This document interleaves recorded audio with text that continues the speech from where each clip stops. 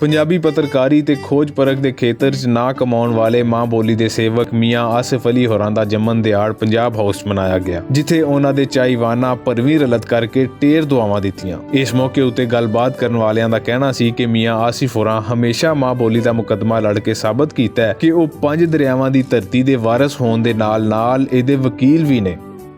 ਮੈਂ ਅੱਜ ਦੀ ਮੁਬਾਰਕਬਾਦ ਦਿਆਂਗਾ ਮੀਆਂ ਆਸਿਫ ਸਾਹਿਬ ਨੂੰ ਸਾਲਗਿਰਾ ਦੇ ਹਵਾਲੇ ਨਾਲ, ਔਰ ਇਸ ਪ੍ਰੋਗਰਾਮ ਦੇ ਅਰੇਂਜਮੈਂਟ ਵਾਸਤੇ ਮੈਂ ਮੁਦੱਸਰ ਇਕਬਾਲ ਭੱਟ ਸਾਹਿਬ ਨੂੰ ਮੁਬਾਰਕਬਾਦ ਦਿਆਂਗਾ ਤੇ तमाम ਸੰਗੀ ਸਾਥੀਆਂ ਉਹਨਾਂ ਨੂੰ ਵੀ ਮੈਂ ਮੁਬਾਰਕਬਾਦ ਦਿਆਂਗਾ ਕਿ ਉਹਨਾਂ ਦੀ ਆਮਦ ਨਾਲ ਇਹ ਖੂਬਸੂਰਤ ਸ਼ਾਮ ਹੋਰ ਜ਼ਿਆਦਾ ਖੂਬਸੂਰਤ ਹੋ ਗਈ। ਹਜ਼ੂਰ ਬਾਬਾ ਫਰੀਦੁੱਦੀਨ ਸ਼ਕਰਗੰਜ ਦੇ ਅਲਫਾਜ਼ ਦੇ ਅੰਦਰ ਇਹ ਕੰਮ ਕਰਦੇ ਰਹਿਣਗੇ, ਕਿਉਂਕਿ ਬਾਬਾ ਜੀ ਫਰਮਾਇਆ ਕੂਕ ਫਰੀਦਾ ਕੂਕ ਤੂੰ ਜਿਵੇਂ ਰਾਖਾ ਜਵਾਰ, ਕੂਕ ਫਰੀਦਾ ਕੂਕ ਤੂੰ ਜਿਵੇਂ ਰਾਖਾ ਜਵਾਰ, जब लग टांडा ना गिरे तब लग कूक पुकार। लिहाजा ये कूक रहे ने पंजाबी लई, और इंशाअल्लाह ताला भट्ट साहब दी ज़ेरे क़यादत ज़ेरे सियादत पंजाब हाउस दे विच काम करना शुरू हो गए ने।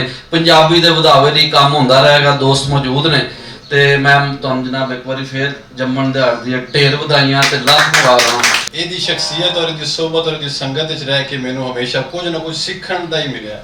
ਇੱਕ ਅਲੱਗ ਗੱਲ ਹੈ ਕਿ ਮੈਂ ਰਿਸਰਚਰ ਨਹੀਂ ਆ, ਤਾਰੀਖ ਦਾ ਇਹਦਾ ਮੁਤਾਲਾ ਨਹੀਂ ਕਰਦਾ, लेकिन जिथे भी कोई तनहाई की जगह नशिश किधरे हो जाए या किसी ग्रुप के हो जाए तो वो सीखने को ही मिलता है, और तारीख के हवाले से सीखने को मिलता है। और मैं मियाँ साहब को इन्हों के जन्म दिहाड़ से ढेर सारी मुबारक पेश करना और दुआ करना कि इन्हों वास्ते सारे मामलात आसान हो। मियाँ साहब को मुबारकबाद दांगा अज के जन्मदिन की, और नाल भट्ट साहब को और दूजे दोस्तों को मुबारकबाद दांगा जिन्होंने इन्ना बहुत अच्छा एक प्रोग्राम अरेंज किया है।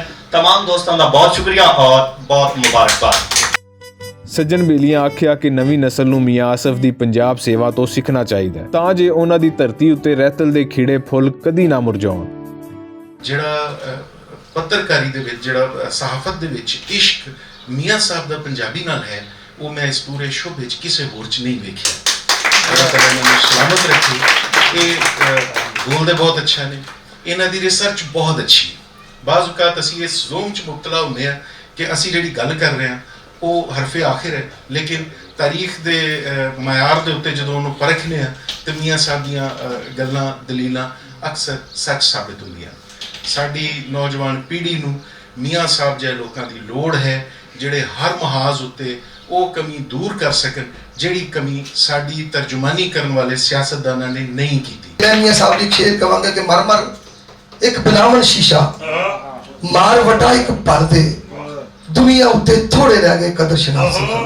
मियाँ साहब जो जी मल्टी डायमेंशनल परसनैलिटी है, कई इन्हों दी खसूसियात ने, एक सहाफ़ी भी ने, एक दानश्वर भी ने, हाँ जी, एक एक्टिविस्ट भी ने, और एक अच्छे बाप, एक अच्छे खामंद, और बहुत कुछ, एक अच्छे दोस्त भी ने। ते बाहर इन्होंने बड़ा एक अच्छा तलक है। अल्लाह खैर करे इंशाअल्लाह। खुशी की गल है क्योंकि तकरीर में कोई करन नहीं आया थे, मैं बहरहाल शुक्रिया अदा करना सी ते सारे दोस्तों का, नदीम साहब का, इरफान साहब का, सब का बहुत शुक्रिया कि तशरीफ लैके आए ते अगे भी इंशाअल्लाह मुलाकात।